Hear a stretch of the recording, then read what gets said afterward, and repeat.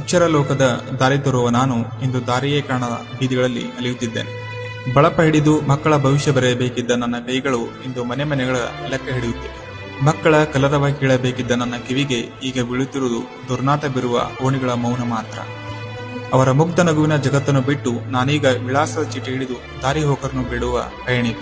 ನಕ್ಷಲಿರುವ ಮನೆಗಳು ಇಲ್ಲಿಲ್ಲ, ಇಲ್ಲಿರುವ ಮನೆಗಳಿಗೆ ವಿಳಾಸವಿಲ್ಲ. ಹಗಲೆಲ್ಲ ಹುಡುಕಿ ಬೆವರು ಸುರಿಸಿ ಸೋತು ಸುಣ್ಣವಾದಾಗ ಕಾಲುಗಳು ನಡುಗುತ್ತವೆ, ಮನಸ್ಸು ಕುಸಿಯುತ್ತದೆ. ಇದೇ ಕೊನೆಯ ಮನೆ ಅಂದುಕೊಂಡು ಬಾಗಿಲು ತಟ್ಟಿದರೆ ಹಸ್ತಿಲು ದಾಟಲು ಬಿಡದೆ ಅಪರಿಚಿತನಂತೆ ಕಾಣುವ ಅವರ ನೋಟ ನನ್ನನ್ನು ಅಪರಾಧಿಯಂತೆ ನಿಲ್ಲಿಸುತ್ತದೆ.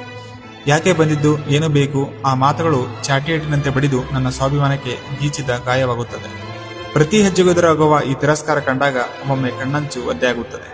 ಆಗ ಅನಿಸುತ್ತದೆ, ಇದೆಲ್ಲ ಯಾಕಾಗಿ? ಈ ಅವಮಾನ ಸೇರಿಸಿಕೊಂಡು ನನಗೇನು ಸಿಗುತ್ತದೆ? ಆದರೆ ಮರುಕ್ಷಣವೇ ನನ್ನೊಳಗಿನ ಶಿಕ್ಷಕ ಎಚ್ಚರಗೊಳ್ಳುತ್ತಾನೆ. ತರಗತಿಯಲ್ಲಿ ಪಾಠ ಹೇಳಿ ದೇಶದ ಭವಿಷ್ಯ ರೂಪಿಸುವ ನಾನು ದೇಶದ ಪ್ರತಿಯೊಂದು ಮನೆಯ ನಡಿಮಿಡಿತ ಅರಿಯುವುದು ಕೂಡ ನನ್ನದೇ ಜವಾಬ್ದಾರಿ ಅಲ್ಲವೇ? ಆದ್ದರಿಂದ ಮುಂದಿನ ಬಾರಿ ನಾನು ನಿಮ್ಮ ಮನೆಯ ಬಾಗಿಲೇ ಬಂದಾಗ ದಯವಿಟ್ಟು ನನ್ನ ಕೈಲಿರುವ ಈ ಅಂಕಿ ಸಂಖ್ಯೆಗಳ ಆಚೆ ನನ್ನೊಳಗಿನ ಗುರುವನ್ನು ಮರೆಯದಿರಿ. ನಿಮ್ಮ ಒಂದು ಗೌರವದ ಮಾತು ನನ್ನೆಲ್ಲ ನೋವನ್ನು ಮರೆಸಿ ಹೊಸ ಚಿತ್ರ ನೀಡುತ್ತದೆ. ಧನ್ಯವಾದಗಳು.